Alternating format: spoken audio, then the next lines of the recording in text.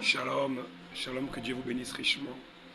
Alors, je voulais dire merci à notre Dieu qui nous a été encore fidèle et qui nous a assistés en ce jour.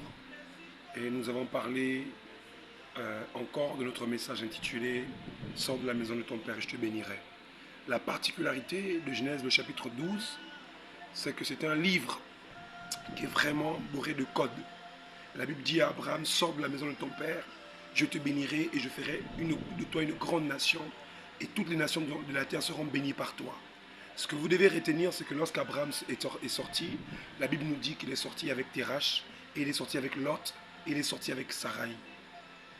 Comme nous cherchons à comprendre exactement le mot de Terach, le nom de Terach qui est le nom de Père Abraham, la Bible nous dit que Terach signifie, pas la Bible, mais je veux dire le nom et l'origine de Terach signifie détour ou encore, détour.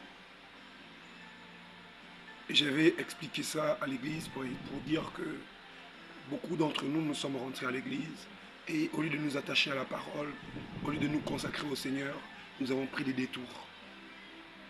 Et quand Abraham est sorti, il a bâti 4 autels. Il a bâti Sichem. Sichem signifie le corps, le dos et les épaules.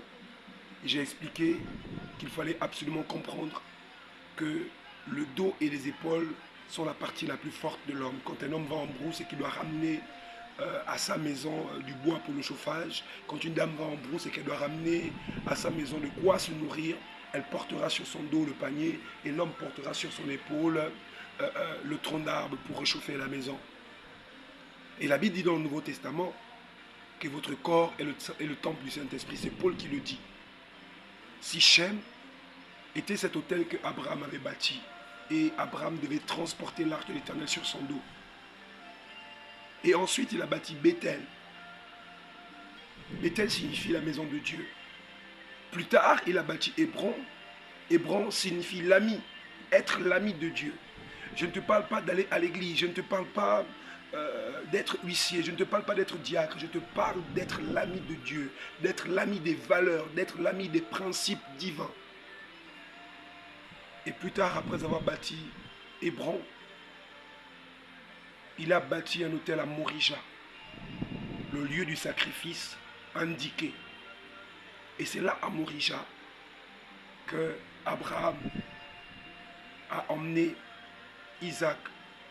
C'est après avoir bâti Hébron qu'il était devenu l'ami de Dieu, que Dieu lui a dit, donne-moi ton fils unique.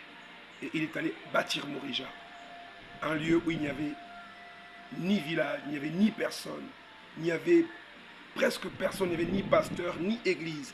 Il s'est retrouvé seul sur Morija, le lieu du sacrifice indiqué. Je veux dire à quelqu'un que même dans ta foi, il faut que tu arrives à Morija, au lieu du sacrifice indiqué, afin d'offrir à l'Éternel le sacrifice ultime.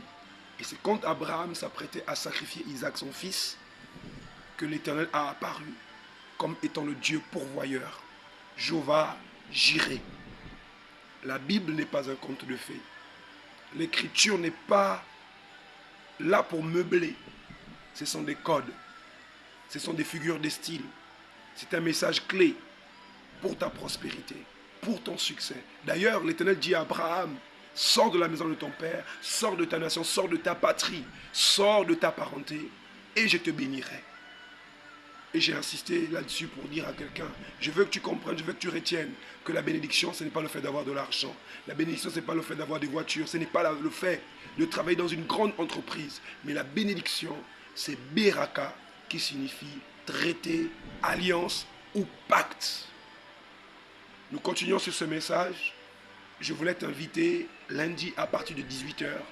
Mardi, mercredi, jeudi, nous serons toujours là. Vendredi, sauf le samedi parce que nous aurons les répétitions avec les chantres, mais nous continuerons le dimanche. Ne rate pas ces programmes assez particuliers où nous sommes en train de rebâtir l'autel de ta vie, l'autel de ta consécration, l'autel de l'Éternel, afin que le Seigneur puisse descendre, le Saint-Esprit puisse descendre dans ta vie, que le divin puisse rencontrer le naturel et que tu puisses rentrer dans ton plein succès, dans ta pleine émancipation, dans ta pleine consécration et dans ta pleine bénédiction.